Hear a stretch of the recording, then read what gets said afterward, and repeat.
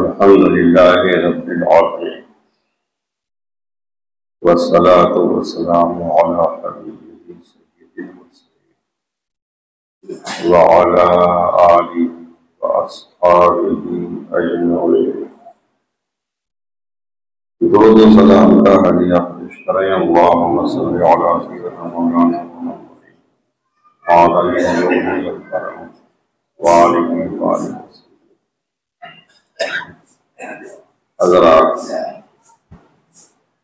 اس سے پہلے والے جمعے کو ہم نے آنے سے متعلق 20 حدیثیں آپ کو سنائی تھیں۔ آج ہم آنے سے متعلق کچھ فقہی مسائل بیان کرتے ہیں، اور اکثر مسائل انہی حدیثوں سے مستنبط ہیں۔ بعض صورت میں کھانا فرض ہے، بعض صورتیں ایسی ہیں کہ کھانا فرض ہے کہ کھانے پر ثواب ہے اور نہ کھانے میں عذاب ہے۔ وہ کب ہے؟ اگر بھوک کا اتنا غلبہ ہو کہ جانتا ہو کہ نہ کھانے سے مر جائے گا، اتنی زیادہ بھوک لگ گئی، کیوں جانتا ہے کہ اگر اب نہیں کھاؤں گا تو مر جاؤں گا، تو اتنا کھا لینا جس سے جان بچ جائے فرض ہے۔ اور اس صورت میں اگر نہیں کھایا یہاں تک کہ مر گیا تو گنہگار ہوا۔ اور اتنا کھا لینا کہ کھڑے ہو کر نماز پڑھنے کی طاقت آ جائے اور روزہ رکھ سکے، یعنی نہ کھانے سے اتنا کمزور ہو جائے گا کہ کھڑا ہو کر نماز نہ پڑھ سکے گا اور روزہ نہ رکھ سکے گا، تو اس مقدار سے کھا لینا ضروری ہوتا ہے، اور اس میں بھی ثواب ہے۔ کبھی کبھی کوئی ناراض ہو جاتا ہے، کھانا پینا چھوڑ دیتا ہے، اب اگر نہیں کھائے گا تو اتنا کمزور ہو جائے گا کہ کھڑے ہو کر نماز نہ پڑھ سکے گا، رمضان کا مہینہ ہے تو روزہ نہ رکھ سکے گا، تو اتنا مقدار کھا لینا ضروری ہے کہ کھڑے ہو کر نماز پڑھ سکے، روزہ رکھنا ہے تو روزہ رکھ سکے، اور اس میں بھی ثواب ہے۔ اضطرار کی حالت میں، یعنی جبکہ جان جانے کا اندیشہ ہے، اگر حلال چیز کھانے کے لیے نہیں ملتی، سخت بھوک ہے نہیں کھائے گا تو مر جائے گا، اور کوئی حلال چیز نہیں ملتی تو حرام چیز یا مردار یا دوسرے کی چیز کھا کر اپنی جان بچائے۔ اور ان چیزوں کے کھا لینے پر اس صورت میں مواخذہ نہیں، بلکہ نہ کھا کر مر جانے میں مواخذہ ہے۔ نہیں کھائے گا مر جائے گا تو پکڑ ہے اس کی۔ ہاں، اگر پرائی چیز لے کے کھا لیا تو اس کا تاوان دینا ہوگا، یعنی جو کچھ نقصان ہوا ہے وہ ادا کر دے۔ پیاس سے ہلاک ہونے کا اندیشہ ہے، سخت پیاس لگی ہے، نہیں پیے گا تو مر جائے گا، تو کسی چیز کو پی کر اپنے کو ہلاکت سے بچانا فرض ہے۔ کوئی بھی چیز پی کر کے اپنی جان بچا لے۔ پانی نہیں ہے اور شراب موجود ہے اور معلوم ہے کہ اس کے پی لینے میں جان بچ جائے گی، تو اتنی پی لے جس سے یہ اندیشہ جاتا ہے، جان بچ جائے۔ کھانے پینے پر دوا اور علاج کو قیاس نہ کیا جائے، یعنی حرام چیز کا کھانا کبھی جائز ہو جاتا ہے، حرام چیز کا پینا کبھی جائز ہو جاتا ہے، جبکہ جان جانے کا اندیشہ ہے، لیکن اس پر علاج اور دوا کو قیاس نہ کیا جائے، یعنی اضطرار کی حالت میں مردار اور شراب کو کھانے پینے کا حکم ہے، مگر دوا اور علاج کے طور پر شراب پینا جائز نہیں ہے۔ آدمی کو کوئی بیماری ہے، کسی ڈاکٹر نے بتا دیا کہ اس کا علاج یہ ہے کہ شراب پی لے، تب بھی شراب پینا جائز نہیں، کیونکہ مردار کا گوشت کھا لے گا یا یقین شراب پی لے گا، اگر جان جانے کا اندیشہ ہے تو اس کی بھوک ختم ہو جائے گی، پیاس ختم ہو جائے گی، جان بچ جائے گی۔ لیکن دوا کے طور پر شراب اگر پی لے تو یہ یقین نہیں ہے کہ وہ ٹھیک ہی ہو جائے گا۔ اس لیے بطور علاج شراب پینا یا کوئی بھی حرام چیز کھانا پینا یہ جائز نہیں ہے۔ بھوک سے کم کھانا چاہیے، جتنی آدمی کی بھوک ہے اس سے کم کھانا چاہیے، اور پوری بھوک بھر کر کھانا یہ مباح ہے، جائز تو ہے، اچھا یہ ہے کہ بھوک سے کم کھائے، اس سے صحت رہے گی، پیٹ صحیح رہے گا۔ اور پوری بھوک بھر کر کھانا کھا لینا مباح ہے، یہ جائز ہے، یعنی نہ ثواب ہے نہ گناہ ہے، کیونکہ اس کا بھی صحیح مقصد ہو سکتا ہے کہ طاقت زیادہ ہوگی۔ اور بھوک سے زیادہ کھا لینا حرام ہے، اپنی ہی کمائی ہے، اپنا ہی کھانا ہے، لیکن دیکھیے وہی کھانا کبھی حرام ہو جاتا ہے۔ جتنی بھوک ہے، بھوک سے زیادہ کوئی کھا لیتا ہے، یہ کھا لینا حرام ہے۔ زیادہ کا یہ مطلب ہے کہ اتنا کھا لینا جس سے پیٹ کے خراب ہونے کا گمان ہے، جیسے دست آئیں گے یا طبیعت بس مزہ ہو جائے گی، طبیعت بھردی ہو جائے گی، اتنا زیادہ کھا لینے سے منع کیا گیا۔ اگر بھوک سے کچھ زیادہ اس لیے کھا لیا کہ کل کا روزہ اچھی طرح رکھ سکے گا، رات میں کھا رہا ہے، اتنا کچھ زیادہ کھا لیا اس لیے کہ کل کا روزہ اچھی طرح رکھ سکے گا، روزہ میں کمزوری نہیں پیدا ہوگی، تو حرج نہیں، جبکہ اتنی ہی زیادتی ہو جس میں معدہ خراب ہونے کا اندیشہ نہ ہو، اور معلوم ہے کہ زیادہ نہ کھایا تو کمزوری ہوگی، دوسرے کاموں میں دقت ہوگی۔ یوں ہی اگر مہمان کے ساتھ کھانا کھا رہا ہے اور معلوم ہے کہ اگر یہ ہاتھ روک دے گا تو مہمان شرما جائے گا اور پیٹ بھر کر نہ کھائے گا، تو اس صورت میں بھی کچھ زیادہ کھا لینے کی اجازت ہے، مہمان کا ساتھ دینے کے لیے۔ سیر ہو کر یعنی پیٹ بھر کر آسودہ ہو کر کھانا اس لیے کہ نوافل کثرت سے پڑھ سکے گا، نفل نمازیں زیادہ پڑھ سکے گا، اور پڑھنے پڑھانے میں کمزوری پیدا نہ ہوگی، اچھی طرح اس کام کو انجام دے سکے گا، یہ مندوب ہے۔ اور سحری سے زیادہ کھایا مگر اتنا زیادہ نہیں کہ شکم خراب، پیٹ خراب ہو جائے، یہ مکروہ ہے۔ عبادت گزار شخص کو یہ اختیار ہے کہ مباح کے برابر کھائے یا مندوب کے برابر کھائے، مگر اسے یہ نیت کرنی چاہیے اس لیے کھاتا ہوں کہ عبادت کی قوت پیدا ہو۔ اس نیت سے کھانا ایک قسم کی طاعت ہے، اور کھانے سے اس کا مقصود تلذذ اور تنعم نہ ہو، یعنی لذت حاصل کرنا، لطف حاصل کرنا، یہ اس کی نیت نہ ہو، کیونکہ یہ بری صفت ہے۔ اور ہم تو اکثر کھانا کھاتے ہیں تو کیا ہے، مقصد تو تلذذ ہوتا ہے، تنعم ہوتا ہے، لذت حاصل کرنا، لطف حاصل کرنا، یہ بری صفت ہے۔ قرآن مجید میں کافروں کی یہ صفت بیان کی گئی ہے، وہ کھانا کھاتے ہیں تو تلذذ کے لیے، تنعم کے لیے، لطف لینے کے لیے، لذت لینے کے لیے کرتے ہیں، ان کا مقصود یہی ہوتا ہے۔ اور حدیث میں زیادہ کھانا یہ کافروں کی صفت بتائی گئی ہے، مومن کی صفت یہ ہے کہ کم کھائے۔ طرح طرح کے میوے کھانے میں حرج نہیں، سیب ہے، کیلا ہے، اور طرح کے پھل ہیں، اس میں کوئی حرج نہیں ہے، اگرچہ افضل یہ ہے کہ ایسا نہ کرے کہ ایک ہی پھل پہ کفایت کر لے، عنایت کر لے، لیکن اگر کئی طرح کا پھل کھا رہا ہے اس میں کوئی حرج نہیں۔ اب ہم کھانے کے کچھ آداب اور کھانے کی کچھ سنتیں بتا رہے ہیں۔ کھانے کے آداب میں سے یہ ہے، کھانے کی سنتوں میں سے یہ ہے، بعض مسائل پہلے بیان ہو چکے ہیں حدیثوں کے ضمن میں۔ پہلا ادب اور سنت بھی ہے، کھانے سے پہلے ہاتھ دھونا، اور دوسرا ادب ہے کھانے کے بعد میں ہاتھ دھونا. کھانے سے پہلے بھی ہاتھ دھونا ہے، کھانے کے بعد بھی ہاتھ دھونا. تیسرا ادب کھانے سے پہلے جو ہاتھ دھوئیں تو ہاتھ دھو کر پوچھے نہ جائیں، کیونکہ پوچھے گا رومال وغیرہ بھی ہو سکتا کچھ لگا ہو پھر ہاتھ لگ جائے گا.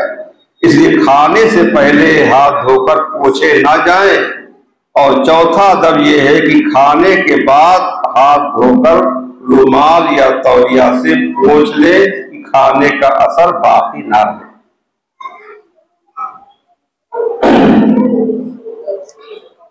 سنت یہ ہے کہ کھانے سے پہلے اور کھانے کے بعد دونوں ہاتھ گٹوں تک دھوئے جائیں.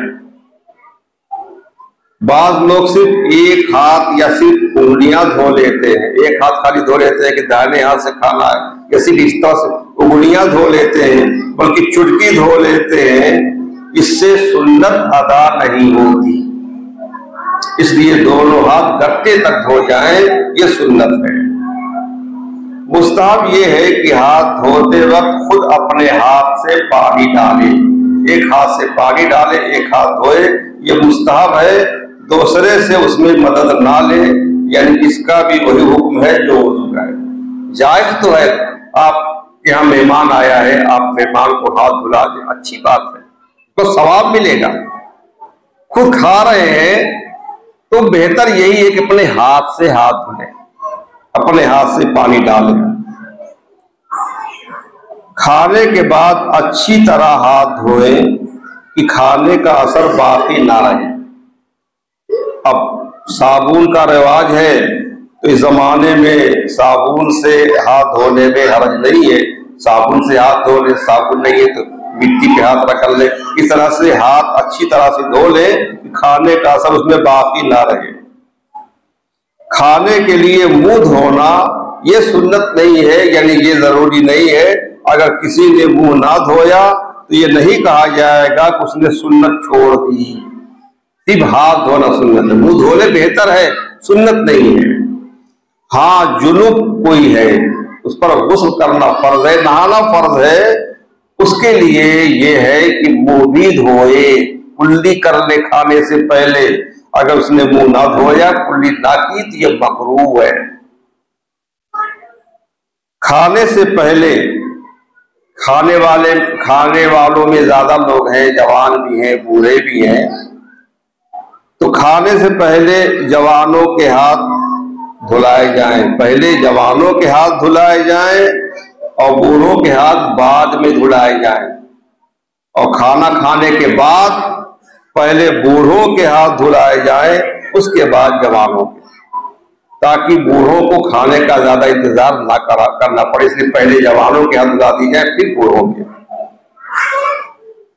یہی حکم علماء اور مشائخ کا بھی ہے کہ اگر دسترخوان پہ علماء ہیں، مشائخ ہیں، تو کھانے سے پہلے ان کے ہاتھ بعد میں آخر میں دھلائے جائیں اور کھانے کے بعد ان کے ہاتھ پہلے دھلائے جائیں. 8واں ادب کھانا بسم اللہ پڑھ کر شروع کیا جائے. 9واں ادب کھانا ختم کر کے الحمدللہ پڑھے. اور یہ مسئلہ پڑھ چکے ہیں، سن چکے ہیں آپ کہ اگر بسم اللہ کہنا بھول گیا ہے تو جب یاد آئے تو یہ کہے بسم اللہ فی اولہ و آخرہ. 10واں ادب بسم اللہ بلند آواز سے کہے. کھانے والے کئی لوگ ہیں تو بسم اللہ اونچی آواز سے کہے کہ ساتھ والوں کو اگر یاد نہ ہو تو اس سے سن کر انہیں یاد آ جائے. جب اونچی آواز سے کہے گا تو اگر کوئی بھول گیا ہے تو اس کو بھی یاد آ جائے گا، وہ بھی بسم اللہ کہہ دے گا. اور کھانے کے بعد الحمدللہ آہستہ کہے، مگر جب سب لوگ کھانے سے فارغ ہو چکے ہوں تو الحمدللہ بھی زور سے کہے کہ دوسرے لوگ سن کر اللہ کا شکر بجا لائیں. اور الحمدللہ پڑھے گی تو دل میں یہ بات رکھے کہ اللہ نے مجھے کھلایا ہے، میں اللہ کا شکر ادا کر رہا ہوں، اس نے مجھے یہ روزی دی، اس نے مجھے کھلایا پلایا ہے. 11واں ادب روٹی پر کوئی چیز نہ رکھی جائے. بعض لوگ سالن کا پیالہ یا چٹنی کی پیالی یا نمک دانی روٹی پر رکھ دیتے ہیں، ایسا نہ کرنا چاہیے۔ نمک اگر کاغذ میں ہے تو اسے روٹی پر رکھ سکتے ہیں، اور اگر نمک دانی میں ہے، کسی برتن میں ہے، اس برتن کو روٹی پر نہ رکھیں۔ سالن کی پیالی روٹی پر نہ رکھیں، چٹنی کی پیالی بھی روٹی پر نہ رکھیں، روٹی کا بھی احترام ہے۔ 12واں ادب، ہاتھ یا چھری کو روٹی سے نہ پوچھیں۔ جسے ہاتھ میں کچھ لگ گیا کھانے پینے کی چیز، کبھی آدمی جو گوشت کھاتا ہے ہاتھ میں کچھ لگ جاتا ہے، نلی جاتا ہے، ہاتھ میں لگ گیا، اب اس ہاتھ کو روٹی سے نہ پوچھیں۔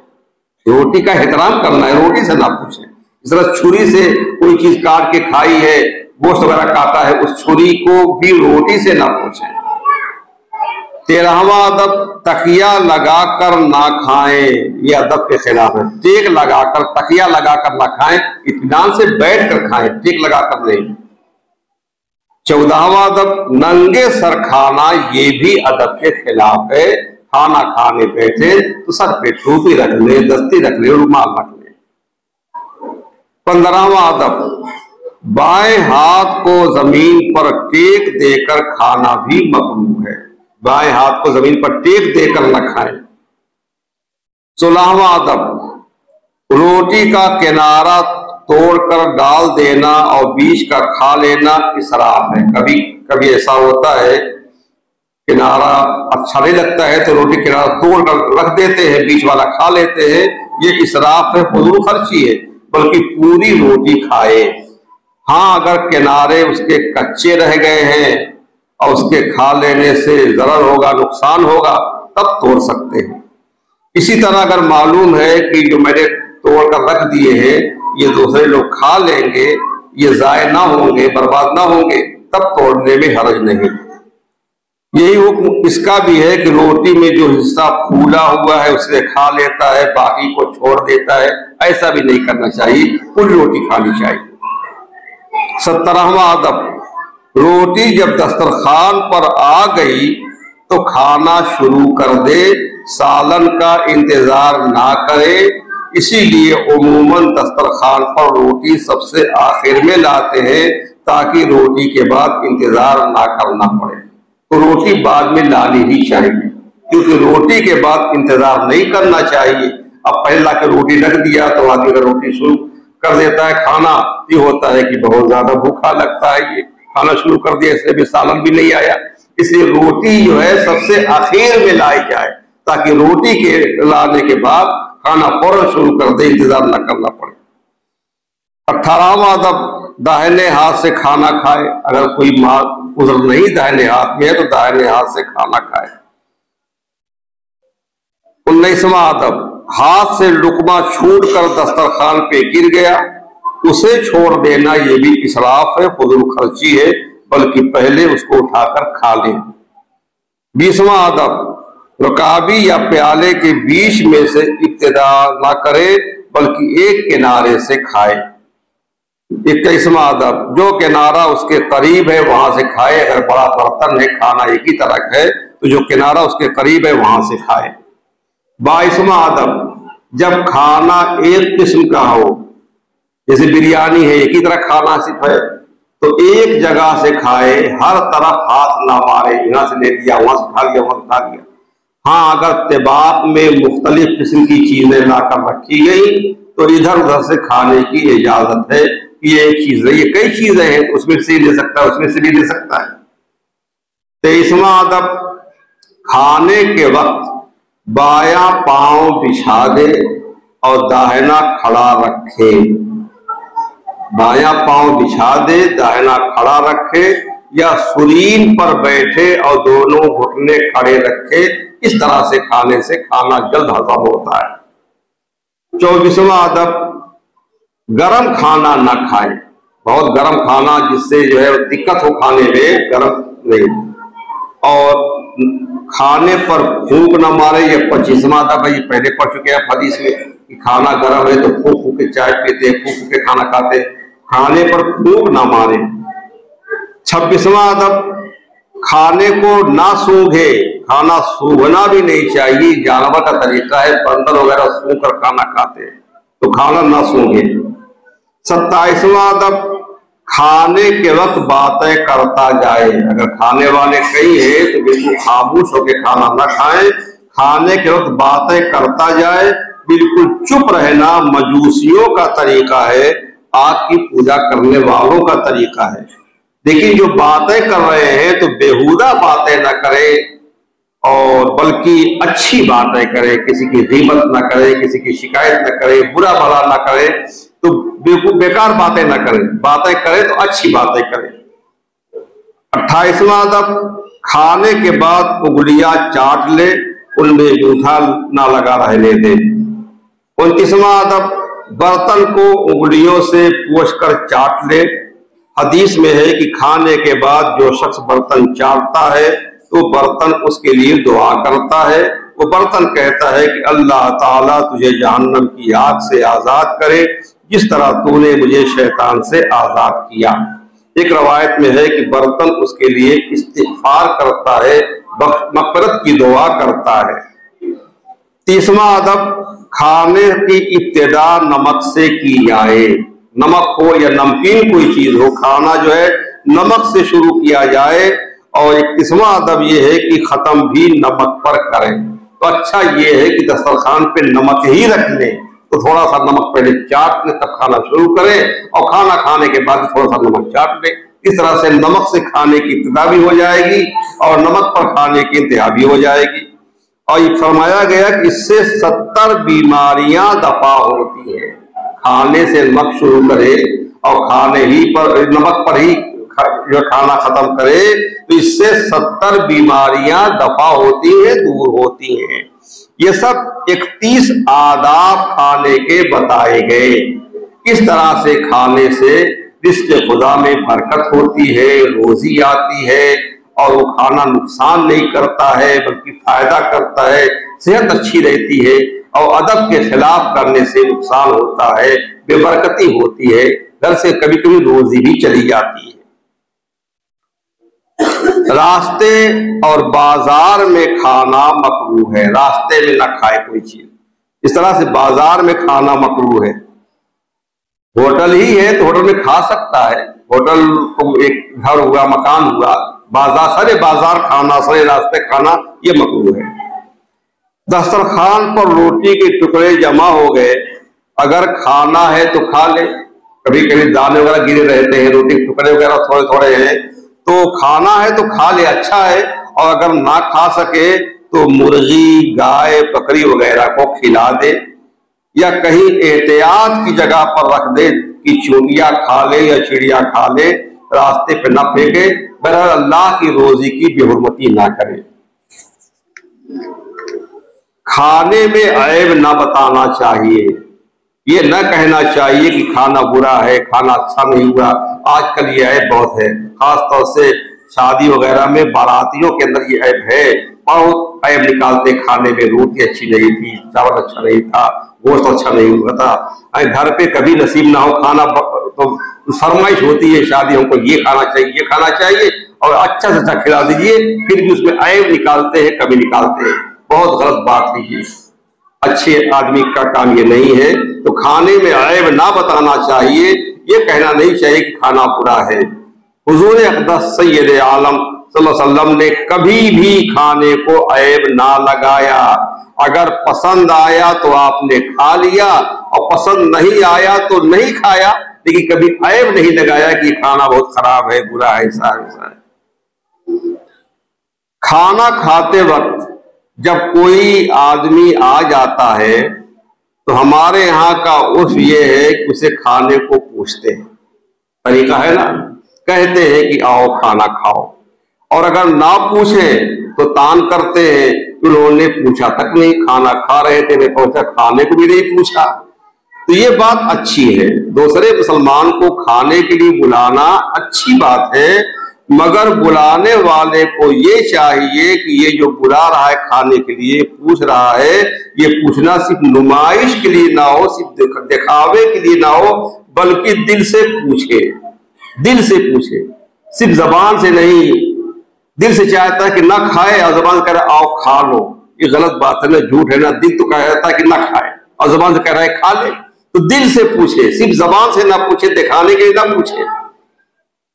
یہ بھی رواج ہے کہ جب کھانے کو پوچھا جاتا ہے تو وہ کہتا ہے بسم اللہ کیجیے، کہتا ہے نا بسم اللہ یا بسم اللہ کیجیے. یہ نہیں کہنا چاہیے. یہاں بسم اللہ کہنے کا کوئی معنی ہی نہیں ہے. اس موقع پر بسم اللہ کہنے کو علماء نے بہت سخت ممنوع فرمایا ہے، منع فرمایا ہے. بلکہ ایسے موقع پر دعا دینی چاہیے، دعائیہ کلمات کہنا چاہیے. یہ کہے اللہ برکت دے، اللہ اور زیادہ دے. یہاں رواج ہے بارک اللہ کہتے. بارک اللہ کے معنی ہوتا ہے اللہ برکت دے. اس طرح کی دعا دینی چاہیے. کوئی کھانے کو پوچھے تو دعا دیجیے برکت دے، اللہ اور زیادہ دے تمہیں، اللہ تمہارا اور اخلاص بڑھائے، اللہ تمہاری سخاوت اور بڑھائے. اس طرح سے دعا دیجیے، بارک اللہ کہیے. یہ مت کہیے کہ بسم اللہ کہو. ایک شخص بھوک سے اتنا کمزور ہو گیا ہے کہ گھر سے باہر نہیں جا سکتا کہ لوگوں سے اپنی حالت بیان کرے. تو جس کو اس کی یہ حالت معلوم ہے اس پر فرض ہے کہ اسے کھانے کو دے تاکہ گھر سے نکلنے کے قابل ہو جائے. اگر ایسا نہیں کیا اور وہ بھوک سے مر گیا تو جن لوگوں کو اس کا یہ حال معلوم تھا سب گنہگار ہوئے. اور اگر یہ شخص جس کو اس کا حال معلوم تھا اس کے پاس بھی کچھ نہیں ہے کہ اسے کھلائے، اس پر فرض یہ ہے کہ دوسروں سے بتا دے اور دوسروں سے کچھ مانگ لائے. اور ایسا نہ ہوا اور وہ مر گیا، یہ سب لوگ جن کو اس کے حال کی خبر تھی گنہگار ہوئے. اور اگر یہ شخص گھر سے باہر جا سکتا ہے مگر کمانے پر قادر نہیں ہے تو جا کر لوگوں سے مانگے. اس کے لیے مانگنا جائز ہے، مانگ کر کھائے. اور جس کے پاس صدقے کی قسم کی کوئی چیز ہے اس پر دینا بھی واجب ہے. آپ کے یہاں کوئی مانگنے آیا اور وہ کمانے کے لائق نہیں ہے اور آپ کے پاس کوئی صدقے کی چیز ہے تو آپ جو ہے آپ پر واجب ہے کہ آپ اس کو دے دیں.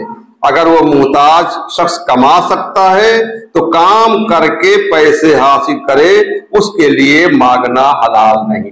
جو کمانے پر قادر ہے وہ کما کے کھائے، اس کے لیے بھیک مانگنا جائز نہیں ہے، حلال نہیں ہے. محتاج شخص اگر کمانے پر قادر نہیں ہے مگر یہ کر سکتا ہے کہ دروازوں پر جا کر سوال کرے تو اس پر ایسا کرنا فرض ہے. اب وہ سوال کرنا مانگنا فرض ہے. اگر ایسا نہ کیا اور بھوک سے مر گیا تو گنہگار ہوا. کھانے میں پسینہ ٹپک گیا یا رال ٹپک پڑی یا رو رہا تھا آنسو کھانے میں گر گیا، وہ کھانا حرام نہیں ہے، کھایا جا سکتا ہے. اسی طرح اگر پانی میں کوئی پاک چیز مل گئی اور اس سے طبیعت کو نفرت پیدا ہو گئی وہ پانی پیا جا سکتا ہے. گوشت سڑ گیا تو اس کا کھانا حرام ہے. دیکھیے وہی گوشت حلال جانور کا ہے، کھانا حلال تھا لیکن گوشت سڑ گیا اس کا کھانا حرام ہے. ہماری شریعت نے جس چیز کو حرام قرار دیا ہے وہ چیز ہمارے لیے مضر ہے، نقصان دہ ہے. سڑا ہوا گوشت کوئی کھائے گا نقصان کرے گا، طبیعت خراب ہو جائے گی. اسلام نے منع کر دیا اور حرام کر دیا. تو گوشت سڑ گیا تو اس کا کھانا حرام ہے.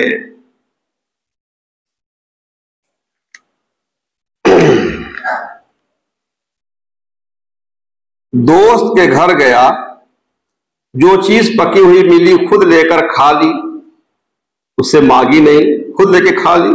یا اس کے باغ میں گیا پھل توڑ کر کھا لیے. اگر یہ معلوم ہے کہ اسے ناگوار نہ ہوگا تو کھانا جائز ہے، مگر یہاں اچھی طرح غور کر لینے کی ضرورت ہے. کبھی ایسا ہوتا ہے کہ یہ سمجھتا ہے کہ اس کو برا نہیں لگے گا حالانکہ اس کو برا لگتا ہے. مسلمانوں کے کھانے کا طریقہ یہ ہے کہ فرش وغیرہ پر بیٹھ کر کھاتے ہیں.